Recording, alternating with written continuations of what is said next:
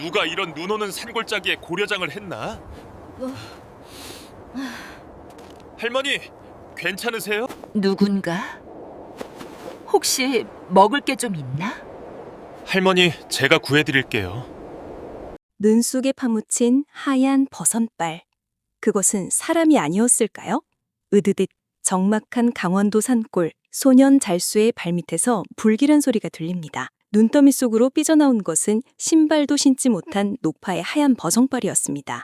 이 추위에 노가 노인을 산해버린 것일까? 숨이 끊어질 듯한 노파의 서슬퍼러 눈동자와 마주친 순간 달수는 도망치고 싶은 본능을 억누르고 칙 넝쿨을 엮어 썰매를 만듭니다. 손바닥이 찢어지고 피가 눈 위를 붉게 물들여도 소녀는 타인의 생명이라는 무거운 짐을 끌고 산을 내려옵니다. 그런데 며칠 뒤 읍내 장터에서 기막힌 광경을 목격합니다. 아이고 마님, 어찌 실족하여 돌아가셨습니까? 화려한 제사상 앞에서 오열하는 구집사. 하지만 죽었다는 그 마님은 지금 달수의 초가집에서 도토리죽을 넘기고 있는데 구독, 좋아요는 사랑입니다. 오늘도 재미있는 옛날 이야기 한 판 시작해 보겠습니다. 으드득 마른 나뭇가지가 꺾이는 소리가 적막한 골짜기를 갈랐습니다. 강원도 깊은 산골. 태백의 줄기가 뻗어내린 이곳은 짐승조차 숨을 죽이는 혹한의 땅이었습니다. 소년 달수는 언손의 입김을 호호 불어가며 허리춤에 찬 낫을 고쳐 잡았습니다. 홑겹의 무명우 사이로 파고드는 바람은 살을 애는 듯 날카로웠고 달수의 입술은 이미 검푸르게 죽어 있었습니다. 달수는 눈 돋핀 비탈을 기어 오르다시피 하며 땔감을 찾았습니다.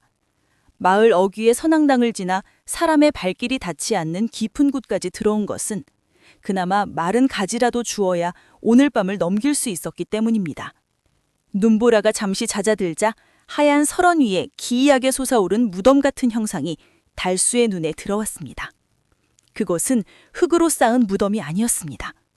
달수는 본능적으로 뒷걸음질 쳤으나 호기심과 기이한 예감이 그의 발목을 잡았습니다. 가까이 다가간 달수의 눈이 휘둥그레졌습니다. 눈 구덩이 속에 반쯤 파묻힌 것은 낡은 치마 저고리를 입은 노파였습니다. 이보시오, 할멈? 달수의 목소리는 떨리고 있었습니다. 노파는 미동도 하지 않았습니다. 그런데 알수의 시선이 노파의 발치에 머물렀을 때 소녀는 비명조차 지르지 못하고 숨을 들이켰습니다. 노파는 신발을 신고 있지 않았습니다. 하얀 눈 위로 드러난 것은 흙탕물에 젖어 꽁꽁 얼어붙은 하얀 버선뿐이었습니다. 그것은 단순한 조난이 아니었습니다. 엄동설 안에 신발도 없이 산속에 들어올 노예는 없습니다. 누군가 이 노파를 지게에 지고 와서 산 짐승의 먹이가 되라고 툭 던져놓고 간 것이 분명했습니다. 버선 코끝에 맺힌 핏방울이 얼음 구슬처럼 매달려 있었습니다. 그것은 고려장이라는 흉흉한 소문으로만 듣던 인간이 인간을 버린 참혹한 증거였습니다. 달수는 도망치고 싶었습니다. 엮인다면 관아에 끌려가거나 재수원 붙을 일이 뻔했습니다. 하지만 그때 죽은 줄만 알았던 노파의 눈꺼풀이 파르르 떨렸습니다. 서리발처럼 하얗게 센 머리카락 사이로 드러난 노파의 눈동자가 믿을 수 없을 만큼 또렷한 빛을 띠며 달수를 쏘아보았습니다. 뭘? 갈라진 목소리는 바람소리보다 작았으나 달수의 귓가에는 천둥처럼 울렸습니다. 산 사람이었습니다.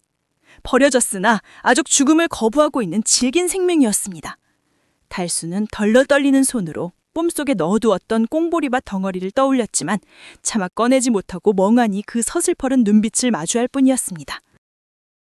달수는 꽁보리밥을 도로품 깊숙이 찔러 넣고 뻣뻣하게 굳은 노파의 겨드랑이 사이로 팔을 밀어 넣었습니다. 산 사람을 두고 갈 수는 없다는 어쩌면 무모하게 짝이 없는 어린 객기가 공포를 잠시 눌렀기 때문입니다. 하지만 10서너 살 소년의 힘으로 젖은 송몽치처럼 무거워진 노인의 몸을 감당하기란 불가능했습니다. 단 엿걸음을 떼기도 전에 달수의 무릎이 꺾였고 두 사람은 눈구더니 속으로 볼품없이 곤두박질 쳤습니다. 윽! 달수의 입에서 단말마 같은 신음이 쳐져나왔습니다. 노파의 몸은 차가웠으나 그 무게만큼은 천근 만근이었습니다. 이대로는 둘 다 얼어 죽을 것이 뻔했습니다. 달수는 거친 숨을 몰아쉬며 주위를 둘러보았습니다. 앙상한 참나무 둥지에 얽혀있는 굵은 칡넝쿨이 눈에 들어왔습니다. 달수는 허리춤에 낫을 꺼내 미친 듯이 칡 넝쿨을 걷어내기 시작했습니다. 꽁꽁 언 넝쿨은 쇠줄처럼 질겨 낱날이 튕겨나갈 때마다 손목이 시큰거렸습니다. 그는 널찍한 소나무 껍질과 삭정이들을 모아 칡 넝쿨로 단단히 엮었습니다.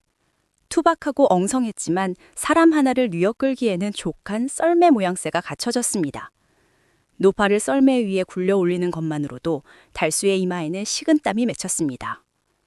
명시 부인은 여전히 촛불처럼 위태로운 숨을 이어가면서도 그 서슬퍼러 눈빛만은 거두지 않은 채 하늘을 응시하고 있었습니다. 달수는 칡 넝쿨을 자신의 어깨에 걸고 짐승처럼 네 발로 기어 비탈을 내려가기 시작했습니다. 응. 거친 나무 썰매가 눈밭을 긁는 소리가 적막한 산속에 귀기하게 울려 퍼졌습니다. 칡 넝쿨이 파고든 달수의 어깨는 금세 살가죽이 벗겨져 쓰라렸고 장갑도 끼지 않은 손은 넝쿨을 움켜쥐느라 붉은 피가 배어나왔습니다. 손바닥이 찢어지는 고통보다 더 무서운 것은 등 뒤에서 느껴지는 노파의 시선이었습니다. 달수는 몇 번이나 넝쿨을 놓아버리고 싶었습니다. 이 노파가 누구인지, 왜 버려졌는지 알 수 없으나 이 무게를 감당하는 것은 자신의 몫이 아니라는 생각이 턱 밑까지 차올랐습니다. 하지만 그때마다 썰매가 바닥을 긁는 스스색 소리가 마치 살려다오, 살려다오 하는 환청처럼 들려와 달수는 차마 끈을 놓지 못했습니다. 한참을 내려왔을까 거친 숨소리와 썰매 소리만이 가득하던 산길에 어둠이 깔리기 시작했습니다. 달수의 손에 맺힌 피가 칡 넝쿨을 타고 흘러 하얀 눈 위에 붉은 점을 찍었습니다. 그것은 소년이 생애 처음으로 짊어진 타인의 생명이라는 무겁고도 잔혹한 무게였습니다. 달그락. 이나간 뚝배기가 아랫목에 놓이는 투박한 소리에 명씨 부인은 무거운 눈꺼풀을 들어 올렸습니다. 코끝을 찌르는 매캐한 굴뚝 연기 냄새와 흙벽에서 배어나오는 눅눅한 냉기가 그녀의 정신을 단번에 깨웠습니다. 눈보라치던 산비탈이 아니었습니다. 천장은 근방이라도 무너져 내릴 듯 낮았고 문풍지는 산풍에 찢겨 펄럭이고 있었습니다.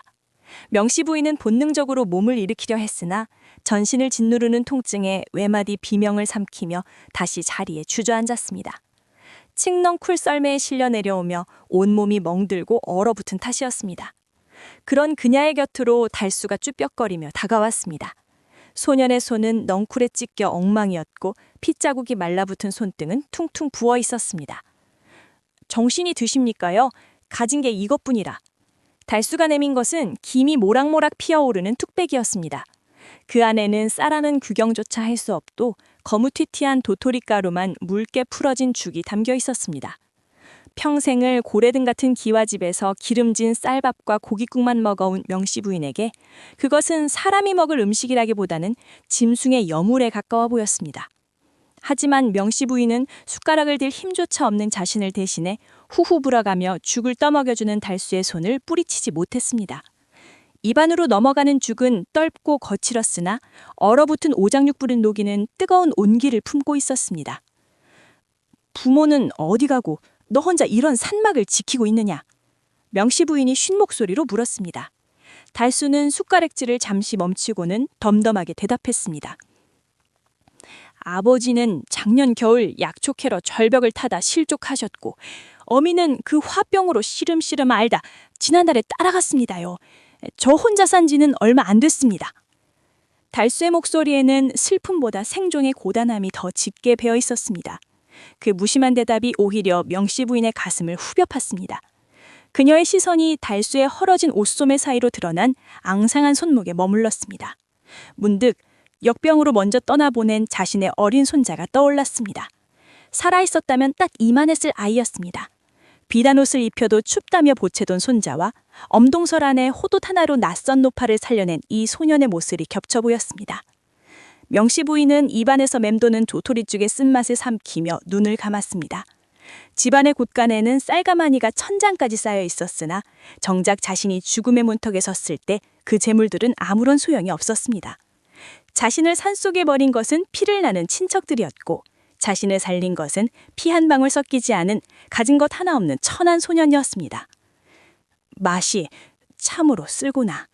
명씨 부인은 나지기에 읊조렸습니다. 그것은 도토리죽의 맛을 탓하는 것이 아니었습니다. 평생을 지켜온 가문의 위세와 핏줄에 대한 믿음이 이 초라한 죽 한 그릇 앞에서 얼마나 허망하게 무너져 내렸는지를 고백하는 판식이었습니다.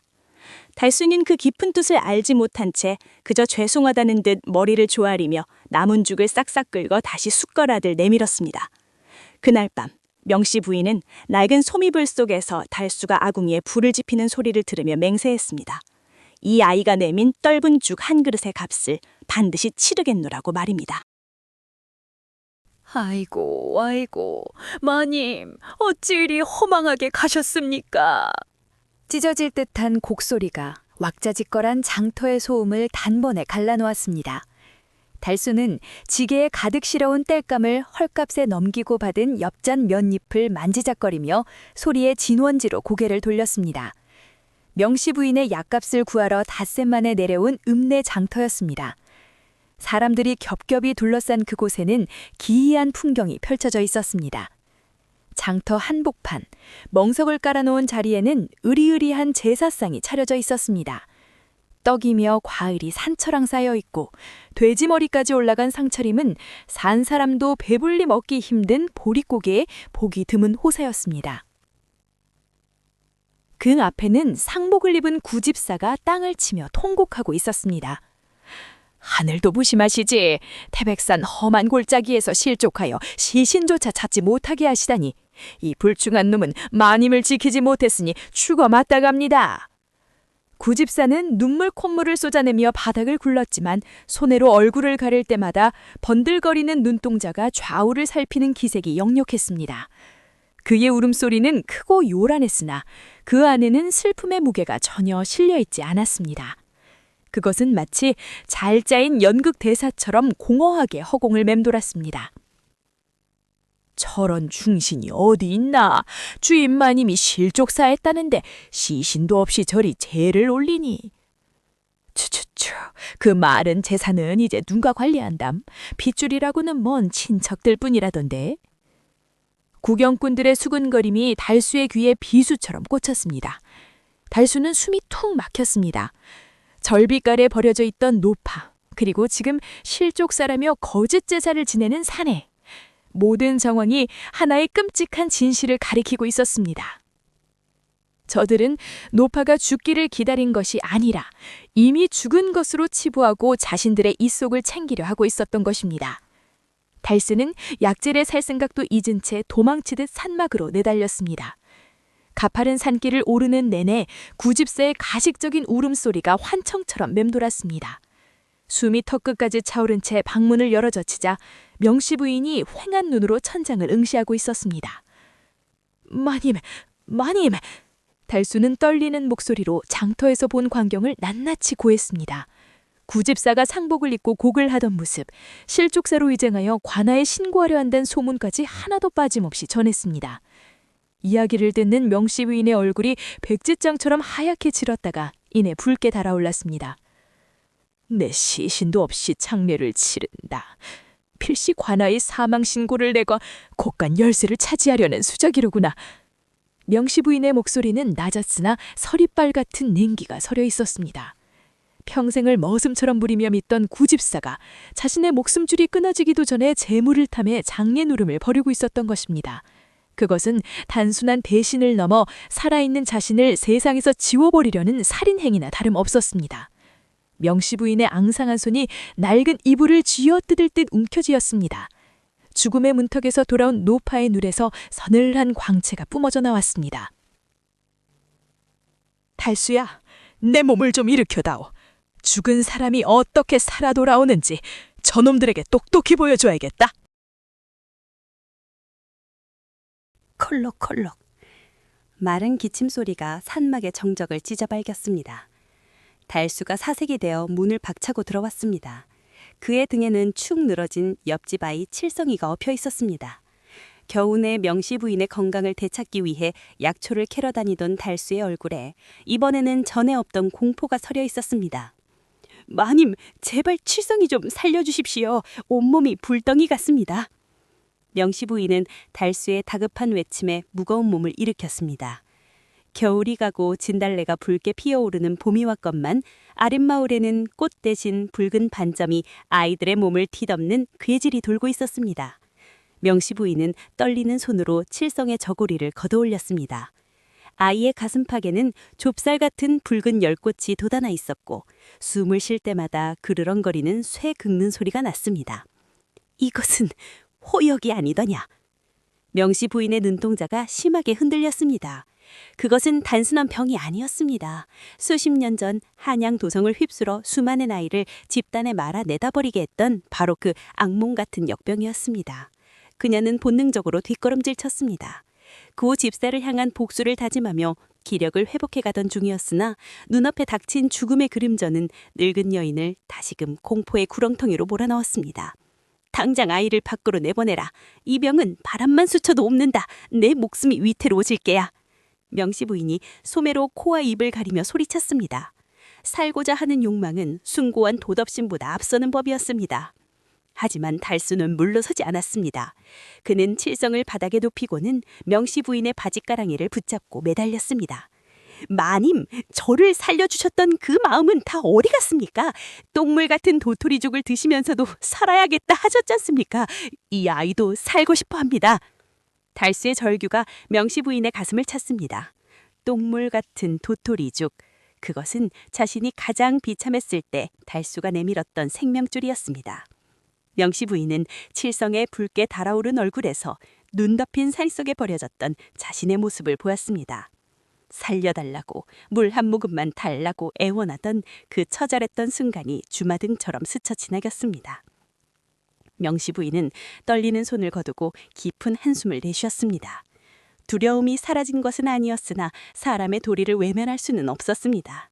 그녀는 다시금 칠성의 맥을 짚고 눈꺼풀을 뒤집어 보았습니다. 달수야, 잘 듣거라. 지금 당장 산으로 가서 시호와 승마를 키워너라.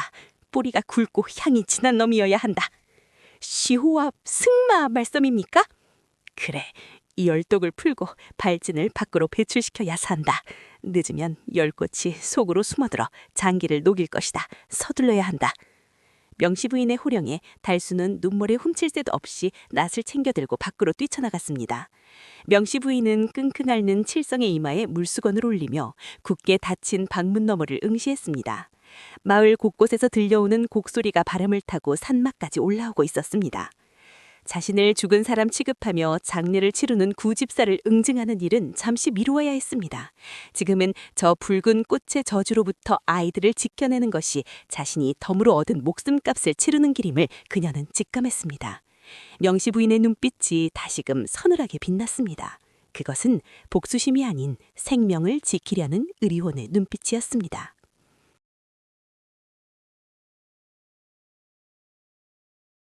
채소 온 붓는다. 에이 최! 썩 꺼지지 못할까? 굵은 소금 한 줌이 발수의 얼굴을 사정없이 강타했습니다. 따자운 소금기가 땀으로 범벅된 눈과 터진 입술에 스며들어 불에 댄 듯한 통증을 안겨주었습니다. 명시 부인이 밤새 달인 탕약 항아리를 품에 안고 마을 어귀에 들어서자마자 날아온 것은 환대가 아닌 멸시와 저주였습니다. 이놈이 미쳤나? 역병이 돌아 사람이 죽어나가는 판국에 거지가 기어들어와! 약은 무슨 얼어 죽을 약이야? 어디서 썩은 물을 길어다가 돈을 뜯어내려고? 사람들은 공포에 질려 이성을 잃은 상태였습니다.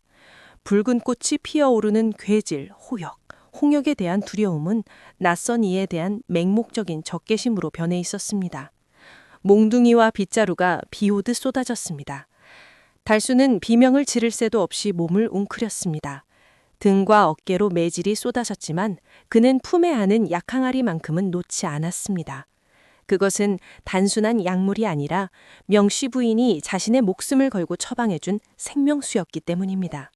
이거 진짜 약이에요. 칠성이도 이거 먹고 열이 내렸단 말입니다. 제발 한 모금만이라도요. 달수의 애원 섞인 외침은 빗자루질 소리에 묻혀버렸습니다. 퍽 하는 소리와 함께 누군가의 발길질이 달수의 옆구리를 걷어찼습니다. 숨이 턱 막히며 바닥에 나뒹굴었지만 달수는 본능적으로 몸을 둥글게 말아 항아리가 깨지는 것을 막았습니다. 뜨거운 탕약의 온기가 가슴팍을 데웠지만 마음은 시베리아 벌판보다 더 차갑게 얼어붙었습니다. 사람을 살리려 가져온 약이 도리어 매를 부르는 현실이 어린 달수에게는 육체적 고통보다 더 큰 비참함으로 다가왔습니다. 저놈 달랑 멍석마리를 해서 내다 버려! 역기가 붙은 놈이다! 살기 등등한 고함에 달수는 엉금엉금 기어 뒷골목으로 도망쳤습니다. 돌멩이가 날아와 뒤통수를 때렸습니다. 숨을 헐떡이며 어느 허름한 초가집 담벼락 뒤로 몸을 숨겼을 때 달수의 몰골은 그야말로 처참했습니다.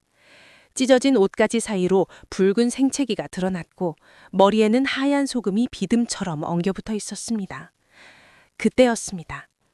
담벼락 너머 헛간 같은 곳에서 희미한 신음소리가 들려왔습니다. 거적대기 위에 방치된 5살 난 아이가 붉은 열꽃이 핀 채 가쁜 숨을 몰아쉬고 있었습니다. 부모조차 전염이 두려워 격리해둔 아이인 듯 했습니다. 달수는 주위를 살폈습니다. 사람들의 고함 소리가 점점 멀어지고 있었습니다. 달수는 떨리는 손으로 항아리의 뚜껑을 열었습니다. 진한 약초향이 코를 찔렀습니다. 그는 망설임 없이 아이에게 다가가 상체를 일으켜 세웠습니다. 야, 눈 좀 떠봐. 이거 마셔야 산다. 꿀꺽 삼켜. 아이는 의식이 혼미한 와중에도 입가에 닿는 액체를 본능적으로 받아 넘겼습니다. 쓴맛에 얼굴을 찌푸리면서도 타는 목마름을 달래려는 듯 꿀꺽꿀꺽 목구멍으로 넘겼습니다. 달수는 남은 약을 모조리 아이의 입에 털어 넣었습니다. 빈 항아리를 바닥에 내려놓은 달수는 아이의 땀 젖은 이마를 한번 쓸어주고는 다시 쫓기듯 몸을 일으켰습니다. 살아라. 꼭 살아서 내가 거짓말쟁이가 아니란 걸 보여줘라. 달수는 빈 항아리를 품에 안고 다시 산을 향해 달려갔습니다. 뒷등으로 마을 사람들의 욕설이 환청처럼 따라붙었지만 그의 품에는 빈 항아리의 온기 대신 묘한 오기가 차오르고 있었습니다. 소금 세례와 매질로 얼룩진 억울함은 언젠가 이 약의 효염이 증명될 때 저들의 표정이 어떻게 변할지 보고 싶다는 서늘한 욕망으로 바뀌어가고 있었습니다. 이채 빌어먹을 놈의 세상 다 죽어버려라. 달수는 산막 마당에 들어서자마자 억눌렀던 분통을 터뜨렸습니다.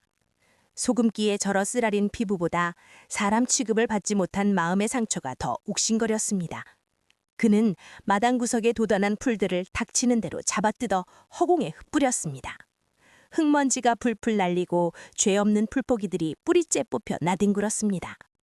마을 사람들에게 받은 멸시를 애꿎은 땅바닥에 화풀이하고 있었던 것입니다.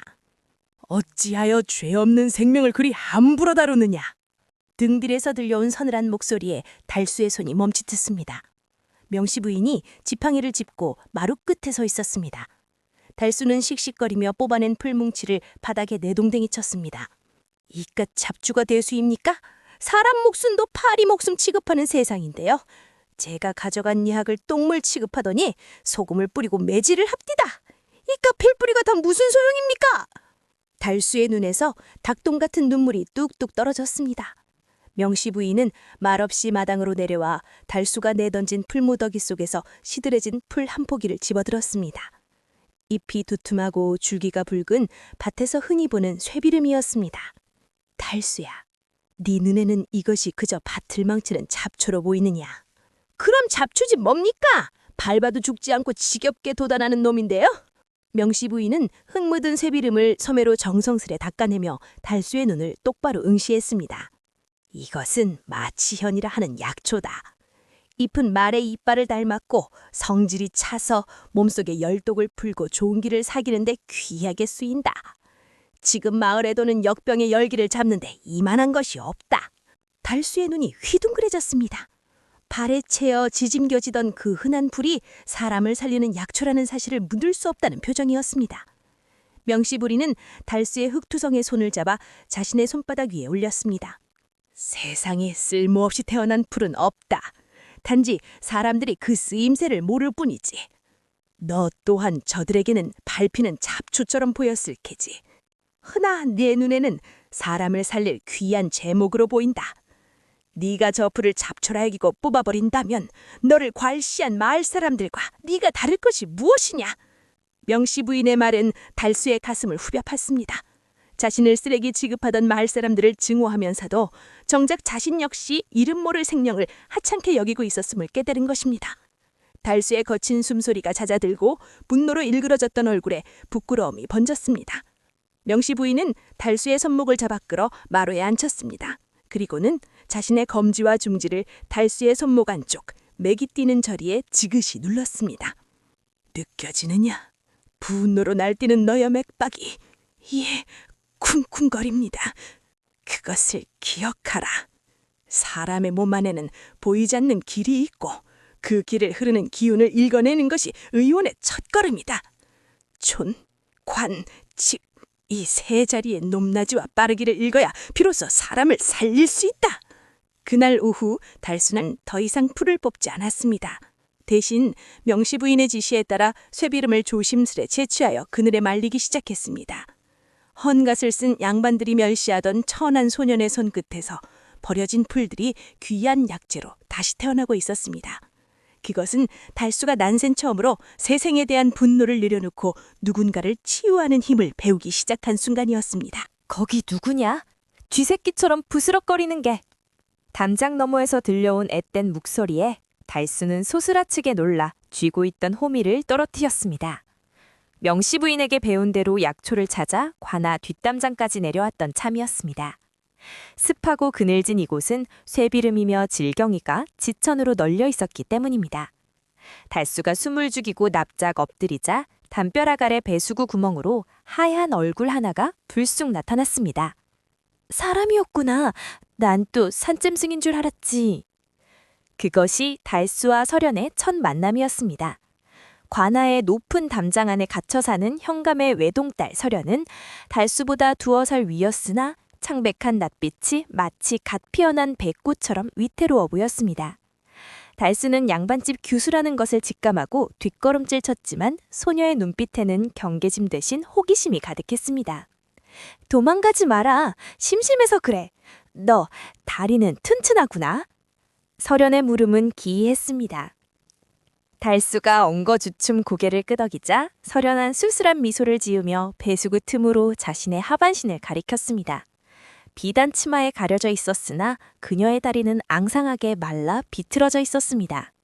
어릴 적 앓은 열병으로 다리에 맥이 끊겨 설연은 방 안에서 혹은 이 좁은 후원 마루에서 한 발자국도 나가지 못한 채 3년을 보냈다고 했습니다. 그날 이후 달수는 약초를 캐러 나올 때마다 담장 밑을 찾았습니다. 달수에게 설연은 난생 처음 생긴 양반 친구였고 설연에게 달수는 담장 밖 세상을 들려주는 유일한 통로였습니다. 달수는 산에서 딴 머루나 다래를 잎사귀에 싸서 구멍으로 밀어 넣었고 설연은 부엌에서 몰래 챙겨온 꿀바른 약과를 내밀었습니다.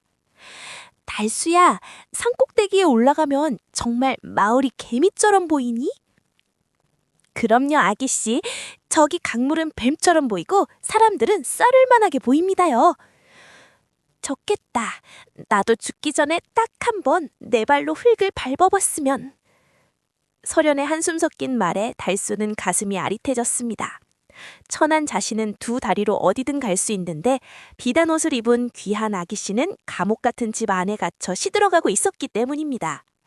달수는 명씨 부인에게 배운 의술로 언젠가 설연의 다리를 고쳐주겠노라 마음속으로 다짐하곤 했습니다.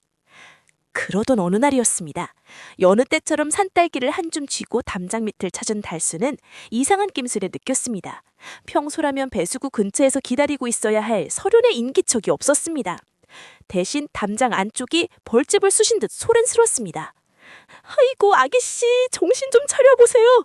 의원은 아직 모르느냐? 숨이 넘어가시겠다.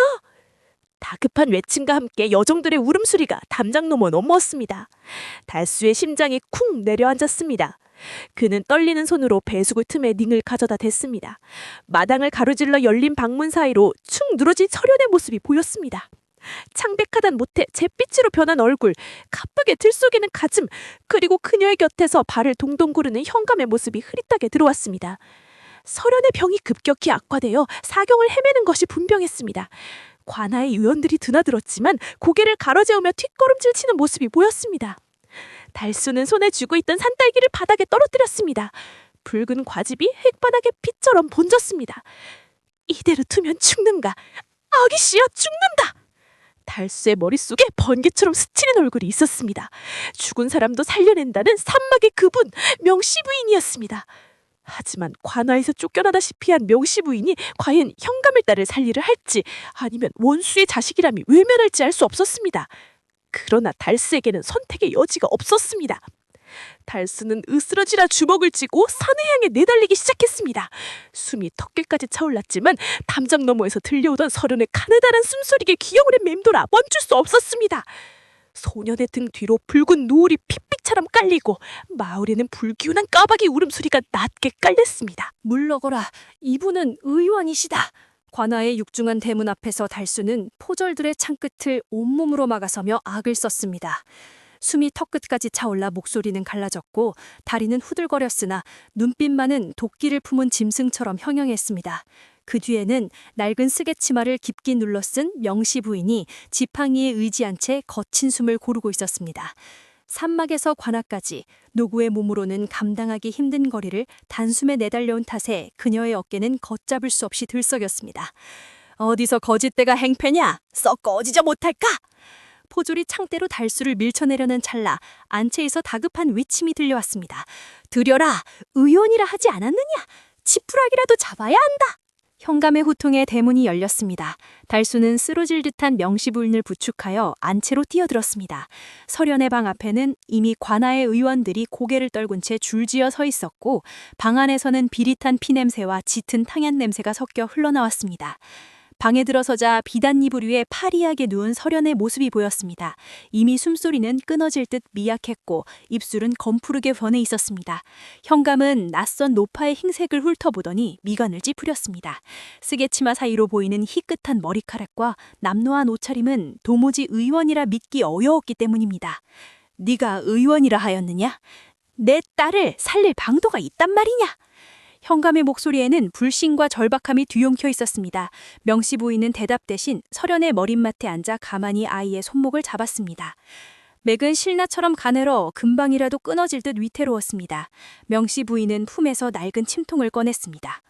살리고자 하신다면 잠시 입을 다물고 물러나 계십시오. 명씨 부인의 낮지만 서슬퍼른 목소리에 현감은 멈칫했습니다. 천한 노파의 말투라기엔 지나치게 위험이 서려 있었기 때문입니다. 현감이 주춤하는 사이 명씨 부인은 침통에서 가장 긴 장침을 꺼내 들었습니다. 그때였습니다. 달수의 눈이 공포로 크게 뜨였습니다. 침을 쥔 명씨 부인의 손이 덜덜 떨리고 있었기 때문입니다. 산길을 급히 내려오느라 기력이 소진단 데다 노환으로 인한 수전증이 도진 것이었습니다. 가느다란 침끝이 허공에서 춤을 추듯 흔들렸습니다. 사람의 생사가 달린 혈자리는 바늘구멍보다 좁은데 저렇게 손이 떨리어서야 제대로 침을 놓을 일이 만무했습니다. 이복에 손이 떨리지 않는가? 현감이 기겁하며 소리쳤습니다. 당장이라도 명씨 부인의 끌어내기 새였습니다. 달수는 저도 모르게 주먹을 꽉 쥐었습니다. 지금 쫓겨나면 서련하기 씨는 죽습니다. 달수의 시선이 명씨 부인의 떨리는 손끝에 고정되었습니다. 할머님, 제발요. 명씨 부인은 현감의 고함에도 아랑곳하지 않고 깊은 숨을 들이마셨습니다. 그녀는 떨리는 오른손을 왼손으로 힘주어 감싸 쥐었습니다. 두 손이 서로를 짓누리며 팽팽한 긴장을 만들어내자 거짓말처럼 침끝에 떨림이 잦아들었습니다. 쓰개치마 속 명씨 부인의 눈빛이 매섭게 빛났습니다. 그녀는 서른의 인중과 백회열을 노려보았습니다. 헉! 짧은 기압 함께 명씨 부인의 손이 허공을 갈랐습니다. 망설임 없는 일격이었습니다. 깊숙이 박힌 침끝이 미세하게 진동했습니다. 방 안의 모든 사람이 숨을 죽이고 그 광경을 지켜보았습니다. 정적만이 감도는 방 안, 촛불조차 숨을 죽인 듯 고요했습니다. 잠시 후 서련의 가슴이 크게 들썩이더니 막혔던 숨이 터져나왔습니다. 검푸르던 서련의 입술에 희미하게 혈색이 돌아오기 시작했습니다. 현감은 다리에 힘이 풀려 그 자리에 주저앉았습니다. 달수는 참고 있던 숨을 몰아쉬며 벽에 기대어 섰습니다. 명씨 부인은 그제야 왼손을 풀고 이마에 맺힌 식은땀을 닦아냈습니다. 하지만 그녀는 여전히 쓰개치마를 벗지 않았습니다. 자신의 정체가 드러나는 순간 이 방 안의 공기가 어떻게 변할지 누구보다 잘 알고 있었기 때문입니다. 물러서십시오. 아직 사기가 빠져나가지 않았습니다. 현감이 안도하며 딸을 안으려 다가서자 명씨 부인의 서리빨 같은 호통이 방 안에 갈랐습니다. 숨통은 튀었으나 오장육부의 또아디를 튼 병마의 뿌리는 여전히 건재했기 때문입니다. 명씨 부인은 현감의 눈치를 살필 겨를도 없이 설연의 걷어올려진 치마 아래로 드러난 앙상한 다리를 움켜쥐었습니다. 얼음장처럼 차가운 그 다리는 마치 죽은 나무통과도 같았습니다. 두려움은 나를 볼 때 생기지만 용기는 환자를 볼 때 생긴다. 명시 부인은 속으로 이마를 되내며 다시 한번 눈을 질끈 감았다 떴습니다. 그러자 방금 전까지 춤을 추듯 흔들리던 손끝이 거짓말처럼 고요해졌습니다. 그녀의 눈앞에는 오직 환자의 막힌 혈도만이 붉은 점처럼 선명하게 떠올랐습니다. 명시 부인의 손이 다시금 허공을 갈랐습니다. 흡! 짧은 기압과 함께 장침이 설연의 무릎 아래 죽삼리와 발바닥에 융천혈을 파고들었습니다. 살을 뚫는 소리조차 들리지 않을 만큼 전광석가와 같은 솜씨였습니다. 달수는 침을 삼키는 것조차 잊은 채 그 광경을 지켜보았습니다. 촌각을 다투는 침술이 이어질 때마다 명시 부인의 이마에서는 굵은 땀방울이 비오듯 쏟아져 내렸습니다. 그것은 단순한 의술이 아니라 저승사자와 줄다르기를 하는 사투였습니다. 그때였습니다. 침을 맞은 설연의 몸이 활처럼 휘어지더니 격렬한 경련을 일으키기 시작했습니다. 아기씨! 비명에 가까운 여종의 외침과 함께 설연이 상체를 벌떡 일으켜 세웠습니다. 그리고는 바닥을 향해 왈칵 검붉은 피를 토해냈습니다. 방바닥에 쏟아진 것은 선혈이 아니었습니다. 썩은 웅정이 물처럼 시커멓고 악취가 진동하는 죽은 피, 어혈이었습니다. 현감은 기겁하여 뒷걸음질 쳤으나 명시 부인은 미동도 하지 않고 설연의 등을 두드렸습니다. 뱃속 깊은 돛에 고여있던 도끼가 모두 빠져나올 때까지 그녀의 손길은 멈추지 않았습니다. 한바탕 소란이 지나고 설연이 다시 힘없이 자리에 눕자 기이한 정적이 감돌았습니다. 명시 부인은 떨리는 손으로 설연의 발을 감싸쥐었습니다. 그리고 천천히 고개를 들어 현감을 바라보았습니다. 만져보십시오. 현감은 홀린 듯 다가와 딸의 발에 손을 대었습니다. 순간 그의 눈이 휘둥그레졌습니다. 지난 3년간 시신처럼 차갑기만 했던 설연의 발끝에서 미약하지만 분명한 온기가 피어오르고 있었기 때문입니다. 막혔던 기혈이 뚫리며 생명의 불씨가 다시 타오르기 시작한 것입니다. 따뜻하다. 내 딸의 발이 따뜻해. 현감의 목소리가 감격으로 떨렸습니다. 그는 체면도 잊은 채 설연의 다리를 주물며 우열했습니다. 방 안의 의원들과 하인들도 믿을 수 없다는 표정으로 웅성거렸습니다. 죽어가던 아이를 살린 것은 이름난 명의도 아닌 산삼 녹용도 아닌 낡은 쓰기치마를 쓴 정체불명의 노파였습니다. 고맙소. 정말 고맙소. 내 이 은혜를 어찌 갚아야 할지 모르겠소. 현감이 고개를 들어 명시 부인을 찾았을 때 그녀는 이미 주섬주섬 침통을 챙겨 일어내고 있었습니다. 극심한 기력소모로 인해 다리가 후들거렸으나 그녀는 달수의 어깨를 뒤프며 간신히 버티고 섰습니다. 쓰개치마 사이로 보이는 그녀의 눈빛은 지쳐 있었지만 한편으론 서늘한 경계심을 품고 있었습니다. 은혜라 하셨습니까? 명시 부인의 목소리는 낮고 전조했습니다. 그렇다면 지금 당장 문을 열어주십시오. 저희는 바람처럼 왔다가 바람처럼 사라질 것입니다. 현감은 위대한 표정이었습니다. 큰 상을 내려도 모자랄 판에 황급히 자리를 뜨려는 의원의 태도가 이해되지 않았습니다. 현감이 무언가 더 물으려 입을 때는 찰나 설연이 가느다란 목소리로 아버지를 불렀습니다. 현감의 시선이 설연에게 쏠린 그 짧은 틈을 타 명시 부인은 달수의 손을 억세게 잡아끌었습니다. 가자 달수야, 뒤도 돌아보지 않고 나가야 한다. 달수는 영문도 모른 채 명시 부인을 부축을 받으며 방을 빠져나왔습니다. 등 뒤에서 현감의 다급한 부름이 들려왔지만 명시 부인의 걸음은 점점 빨라졌습니다. 마치 죄를 지은 사람처럼 혹은 쫓기는 짐승처럼 관아의 마당을 가로지르는 두 사람의 위로 어스름한 저녁 달빛이 내려앉았습니다. 달수는 명시 부인의 손이 다시금 사시나움 떨듯 떨리고 있다는 것을 느꼈습니다. 그것은 노환 때문이 아니었습니다. 정체라 탄로 날 뻔했다는 안도감과 아직 끝나지 않은 공포가 뒤섞인 절율이었습니다. 말도 안 되는 소리. 죽은 사람이 어찌 살아 돌아온단 말이냐. 장터의 주막 안쪽 은밀한 방에서 구집사가 술상을 엎으며 고함을 질렀습니다. 와장창 깨지는 사기 그릇 소리에 밖에서 눈치를 보던 주모가 화들짝 놀러 물러갔지만 구집사의 씩씩거리는 숨소리는 잦아들지 않았습니다. 관아에서 도망치듯 빠져나온 달수와 명시 부인의 뒷모습이 어둠 속으로 사라진 지 불과 반나절도 지나지 않아 읍내에는 기이한 소문이 들불처럼 번지고 있었기 때문입니다.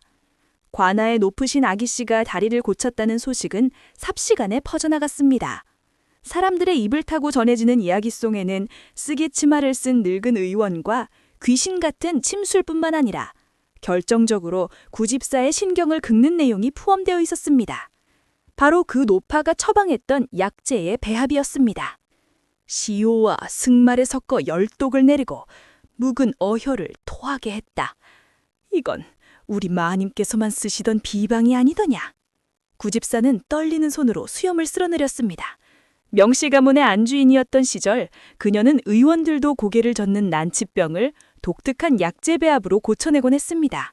그 비방을 아는 이는 집안에서도 극소수였고 그 주인은 분명 자신이 몇 달 전 차가운 계곡 아래로 던져버렸습니다. 설마 그 누피에서 떨어지고도 살아남았단 말인가? 이 엄동설하네. 등줄기로 식은땀이 흘러내렸습니다. 만약 그녀가 살아있다면 그리고 제정신으로 관아에 나타나 자신의 악행을 고발한다면 구집사라 쌓아올린 모든 부귀영화는 하루아침에 목을 조르는 올가미가 될 것이 뻔했습니다. 그는 불안에 떨며 손톱을 물어뜯다가 문 밖을 향해 낮게 으르렁거렸습니다. 덕칠아! 덕칠이 놈, 걔 있느냐? 구집사의 신복인 덕칠이 문을 열고 들어왔습니다. 구집사는 주머니에서 엽전 꾸러미를 꺼내 덕칠의 면전에 던져주며 살기 어린 눈빛으로 속삭였습니다. 지금 당장 태백산 자락을 뒤져라. 소문에 들리는 그 늙은이와 웬 머스마이 하나가 숨어 지내는 곳에 있을 게다. 가서 그 늙은이의 얼굴을 확인하고 오너라. 만약 내 짐작이 맞다면 구집사는 말을 잇지 못하고 손으로 목을 긋는 신용을 했습니다. 덕칠은 존주머니를 챙겨들고 음흉한 미소를 지으며 어둠 속으로 사라졌습니다. 그날 밤 구집사는 한숨도 자지 못하고 방 안을 서성했습니다. 장오지 문 너머로 들리는 바람소리가 마치 명시 부인의 원망 섞인 통곡처럼 들려와 귀를 틀어막기도 했습니다. 욕망을 위해 주인을 버린 죄책감은 없었으나 그 주인이 돌아와 복수할지도 모른다는 공포는 뼈에 사무쳤습니다. 새벽닭이 울 무렵 산을 다녀온 덕칠이 헐레벌떡 방문을 열었습니다. 그의 옷자락에는 산속의 눈과 흙이 잔뜩 묻어 있었습니다. 나리, 찾았습니다. 산 중턱 숯 굽는 가마터 옆에 다 쓰러져가는 오두막이 하나 있습니다. 고집사가 덕칠의 멱살을 잡듯 다가앉으며 물었습니다. 그래, 그 안에 누가 있더냐? 똑바로 말해야. 계지바위 같은 사내 녀석 하나랑 다리를 저는 노파가 있었습니다. 헌데 그 노파가 덕칠은 침을 꿀꺽 삼키며 말을 골랐습니다. 얼굴은 숯검정으로 칠해놔서 잘 보이지 않았습니다만 눈빛이 예사롭지 않았습니다. 제가 몰래 엿보다가 눈이 마주쳤는데 마치 독사처럼 사람을 쏘아보는데 오금이 저려 혼났습니다. 그리고 그 녀석이 노파를 마님이라 부르려다 황급히 할머니라 고쳐부른 걸 들었습니다. 구집사의 동공이 지진이 난 듯 흔들렸습니다. 다리를 저는 것, 독사 같은 눈빛, 그리고 마님. 모든 정황이 아나의 진실을 가리키고 있었습니다. 그녀가 살아있습니다. 지옥 밑바닥에서 기어 올라와 자신의 목을 노리고 있는 것입니다. 구집사는 털썩 주저앉았습니다. 하지만 공포는 곧 이어 흉포한 사리로 돌변했습니다. 자신이 살기 위해선 이번에말로 확실하게 숨통을 끊어놓아야 합니다. 살아있었구나. 끈질긴 노인네 같은 이로구나. 구집사의 입가에 비릿한 웃음이 번졌습니다. 그것은 임견의 웃음이 아니라 먹잇감을 앞에 둔 뱀의 입 벌림에 가까웠습니다. 그는 벽에 걸린 장검을 바라보았습니다. 이제는 남의 손을 빌릴 때가 아니었습니다. 덕칠아, 사람들을 모아 사냥을 가야겠다. 아주 크고 위험한 짐승을 잡을 것이다. 구집사의 눈이 탐욕과 살기로 번들거렸습니다.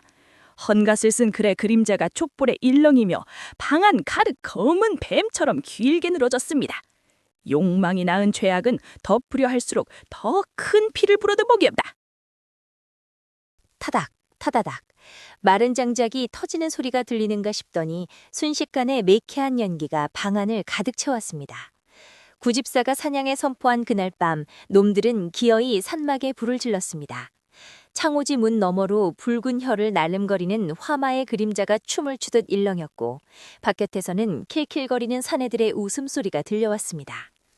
불이야! 놈들이 불을 질렀어요! 달수는 잠결에 맡은 타는 냄새에 소스라치게 놀라 벌떡 일어났습니다.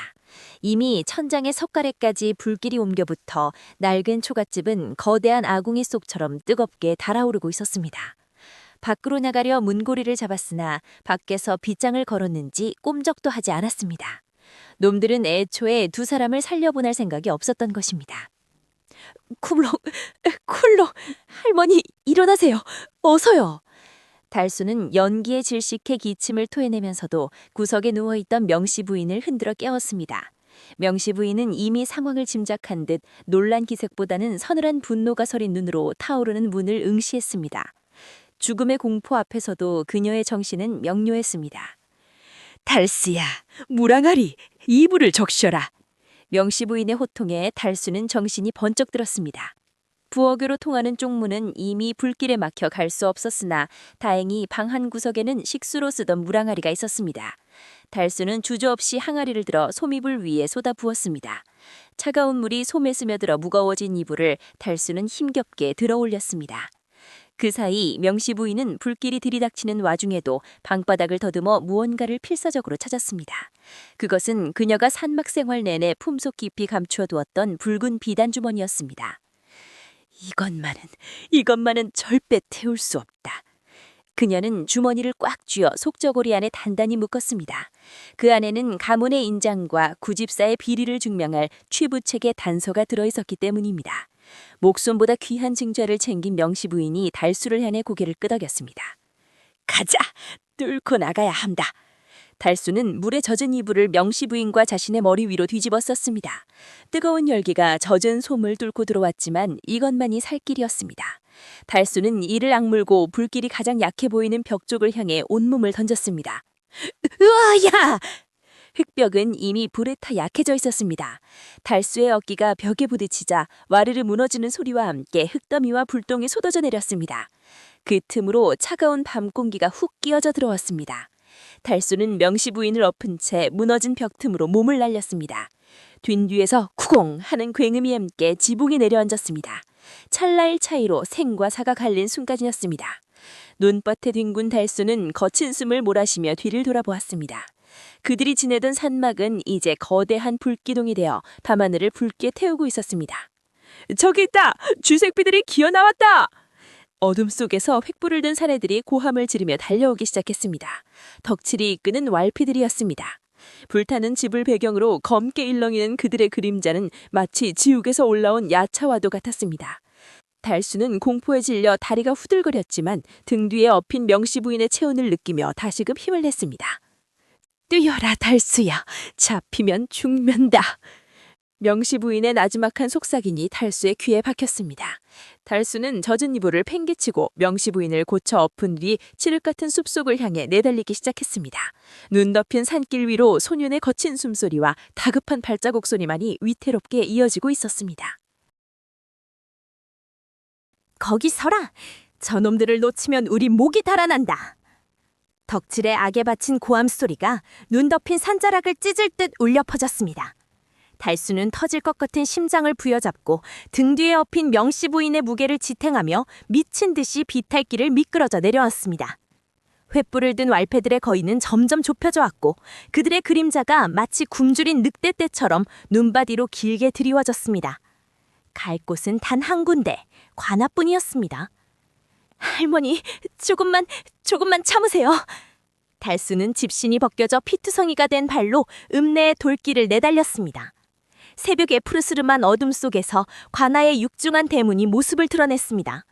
달수는 마지막 힘을 짜내어 관아 문 앞에 매달린 푹 신문고를 향해 몸을 던졌습니다. 둥! 둥! 둥!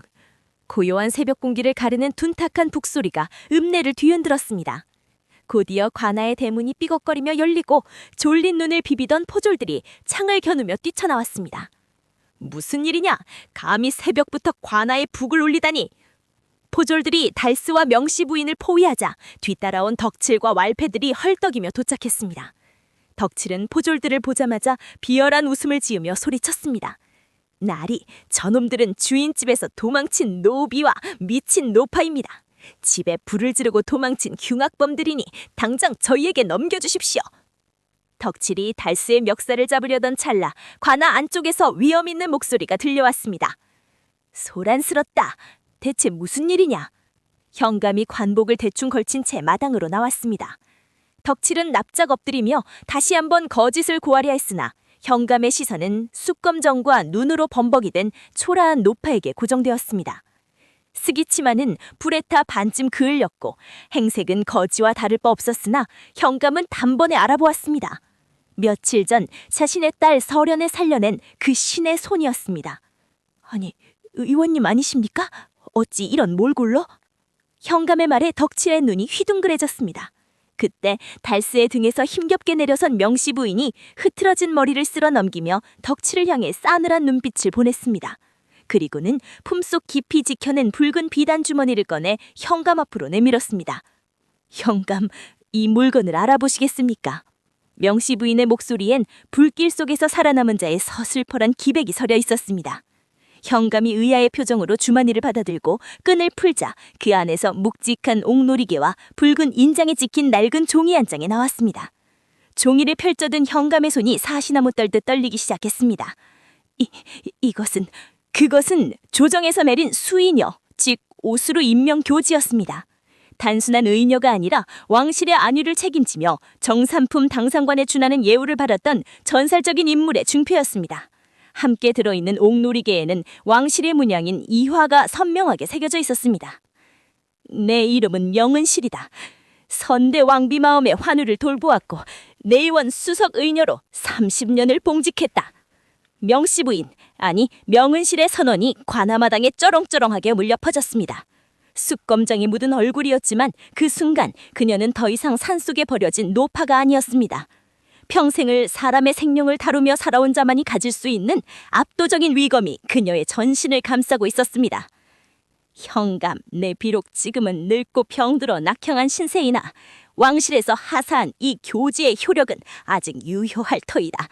내 눈앞에서 벌어진 패련과 살인 미수를 고발하러 왔다. 현감은 즉시 무릎을 꿇고 바닥에 머리를 조아렸습니다. 죽을 죄를 지었습니다. 귀하신 분을 몰라 뵙고 하마터면 큰 실수를 할 뻔했습니다. 상황이 급변하자 덕철과 왈패들의 얼굴이 사색이 되었습니다. 도망친 노비인 줄 알았던 노파가 현감을 무릎 꿇리는 고위 인사라는 사실에 그들은 뒷걸음질 치며 도망칠 구멍을 찾기 시작했습니다. 하지만 명씨 부인의 눈길은 이미 그들을 놓아줄 생각이 없었습니다. 저자들을 당장 포박하시오. 내 집을 불태우고 우리를 죽이려 한 자들입니다. 그 배후에 누가 있는지도 낱낱이 밝혀야 할 것입니다. 달수는 멍하니 그 광경을 바라보았습니다.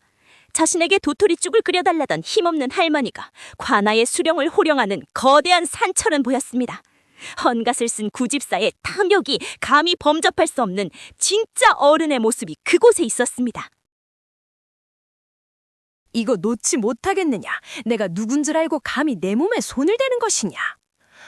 관아의 포졸들에게 양팔이 꺾인 채 끌려오면서도 구집사의 고함 소리는 멈출 줄을 몰랐습니다. 따뜻한 아랫목에서 승리의 단꿈을 꾸다 속옷바람으로 끌려나온 그는 헝클어진 상투와 벗겨진 신발짝을 하고서도 여전히 기세등등했습니다. 마당에 들어선 구집사는 멍석 위에 무릎 꿇린 덕칠과 왈패들을 보고 잠시 멈칫했으나 곧이어 현감 옆에 서 있는 달수를 발견하고는 핏대를 세우며 소리쳤습니다. 사또, 저놈입니다. 저 천한 놈이 주인집 물건을 훔쳐 달아나더니 기어이 산막에 불을 지르고 제 수하들까지 모함하고 있는 것입니다. 구집사는 바닥에 머리를 찌으며 억울함을 호소했습니다. 자신의 재력과 그간 쌓아온 인맥이라면 이깟 촌구석의 현감 정도는 구워 삶을 수 있다고 믿는 눈치였습니다. 하지만 현감의 반응은 싸늘하기 그지없었습니다. 네 이놈, 주둥이를 닥치지 못할까? 현감의 호통과 함께 곤장이 바닥을 내리쳤습니다. 그 서슬퍼런 기세에 구집사가 흠칫 놀라 고개를 들자 현감은 턱짓으로 덕칠을 가리켰습니다. 이미 모진 신문을 받고 피투성이가 된 덕칠이 덜덜 떨며 입을 열었습니다. 나리 살려주십시오. 저 구집사가 시켰습니다. 명씨 마님과 저 아이를 태워 죽여야 후환이 없다고 돈을 줄 테니 불을 지르라고. 덕칠의 자백에 구집사의 얼굴이 백지장처럼 하얗게 질렸습니다. 그는 믿을 수 없다는 듯 눈을 굴리며 변명을 찾으려 입을 벙긋거렸지만 그때 현감의 뒤편 병풍 뒤에서 누군가 천천히 걸어 나왔습니다. 숯검정이 묻은 얼굴이었으나 그 눈빛만은 형령하게 빛나는 명씨 부인이었습니다. 구가야, 내 목숨값이 고작 엽자 몇 푼이었더냐. 낮지만 위험 있는 그 목소리에 구집사는 마치 귀신을 본 사람처럼 비명을 지르며 뒤로 나자빠졌습니다. 죽은 줄로만 알았던, 아니 죽어야만 했던 상전이 살아서 자신을 내려다보고 있었습니다. 그것도 왕실의 교지를 든 수의녀의 모습으로 말입니다. 마님, 아니 이건 오해입니다. 저는 그저 가문을 위해. 가문을 위해? 주인을 산채를 고려장 지내고 장례를 치러 재산을 가로캐는 것이 가문을 위한 일이더냐. 명씨 부인의 호통은 가을소리보다 매서웠습니다. 그녀는 구집사가 그토록 탐냈던 가문의 인장을 들어보이며 차갑게 선고했습니다. 너는 주인의 은혜를 원수로 갚고 탐욕에 눈이 멀어 일륜을 저버렸다. 내 오늘 너의 모든 죄를 낱낱이 밝혀 그 죄값을 치르게 할 것이다. 현감은 즉시 판결을 내렸습니다. 죄인 구가는 주인을 살해하려는 폐륜을 저질렀고 관할을 기만하여 재물을 약취하려 있으니 그 죄가 하늘에 닿는다. 여봐라, 저놈을 당장 형틀에 묶고 곤장 100대를 치러 가산을 몰수하고 관누비로 삼아라. 아이고 사또, 마님 한 번만 용서해 주십시오. 구집사의 처절한 비명소리와 함께 곤장이 그의 등짝을 내리치기 시작했습니다. 팍팍! 살점이 터지는 소리가 관아마당에 울려 퍼졌습니다. 평생 남을 부리며 호의호식하던 자가 하루아침에 가장 비천한 신분으로 추락하는 순간이었습니다. 달수는 형틀에 묶여 울부짖는 구집사를 바라보았습니다. 며칠 전까지만 해도 자신을 벌레 보듯 생사를 위협하던 거대한 공포의 대상이 실은 탐욕이라는 껍데기를 쓴 나약한 인간에 불과했던 것을 깨달았습니다. 악한 마음이 빚어낸 욕망의 끝은 결국 파멸뿐이라는 사실에 달수는 뼈저리게 목격했습니다. 눈 내리는 관아마당, 죄인의 비명 사이로 새벽을 알리는 닭울음 소리가 들려왔습니다. 길고 길었던 밤이 끝나고 있었습니다. 맥이 아주 힘차고 고릅니다. 이제 걱정하지 않으셔도 되겠습니다. 단단하고 따뜻한 손길이 환자의 손목에서 떨어졌습니다. 어느덧 청년의 태가 완연한 달수는 안도하는 환자를 향해 깊은 눈매를 휘어 웃어 보였습니다. 관아마당에서 구집사의 몰락을 지켜보며 떨던 소년의 유약함은 온데간데 없고 그 자리에는 생명을 다루는 의원으로서의 묵직한 기품만이 남아 있었습니다. 그날 새벽 죄인의 비명과 함께 끝난 것은 구집사의 탐욕뿐만이 아니었습니다. 춥고 배고팠던 달수의 유년도 그날의 여명과 함께 막을 내렸고 명씨 부인의 가르침 아래 10년이라는 세월이 켜켜이 쌓여 오늘의 그를 만들었습니다. 달수는 진료를 마치고 완채로 향했습니다. 그곳에는 이제 기력조차 쇠하여 스스로 몸을 일으키기 힘든 스승 명씨 부인이 누워 있었습니다. 10년 전 서슬퍼란 눈빛으로 현감을 호령하던 여장부의 모습은 세월의 흐름 속에 희미해졌으나 그 눈동자 깊은 곳에 저리한 총기만은 여전히 맑게 빛나고 있었습니다. 달수야, 왔느냐? 마른 장작처럼 거칠어진 명씨 부인의 손이 허공을 더듬었습니다. 달수는 얼른 다가가 그 손을 두 손으로 감싸 쥐었습니다. 과거 눈 덮인 산속에서 썰매를 끌던 그날처럼 두 사람의 체온이 맞닿았습니다. 예, 스승님. 방금 아랫마을 김노인의 천식을 받으리고 오는 길입니다. 그래, 네 침솜씨가 이제 나보다 낫더구나. 네, 더 이상 가르칠 것이 없다. 명씨 부인은 가쁜 숨을 몰아쉬며 희미하게 미소 지었습니다. 그녀는 베개맡에 놓인 낡은 의서 한 권과 10년 전 화마 속에서 지켜냈던 붉은 비단 주머니를 달수에게 밀어주었습니다. 이것을 네게 주마. 왕실의 수인녀라는 허울 좋은 감투는 네게 짐이었으나 사람을 살리는 의술은 너에게 날개가 될 것이다. 스승님, 어찌 약한 말씀을 하십니까? 아직 저와 함께 보셔야 할 환자가 많습니다. 달수의 목소리가 미세하게 떨렸습니다. 명씨 부인은 고개를 가로저으며 천천히 말을 이었습니다. 달수야, 기억하느냐? 네가 내게 끓여준 도토리죽 한 그릇을. 어찌 있겠습니까? 제 목숨을 바꿔놓은 죽이었습니다. 그 죽 한 그릇이 나를 살렸고 내 의술이 너를 살렸으니 우리는 서로의 생명을 비친 셈이다.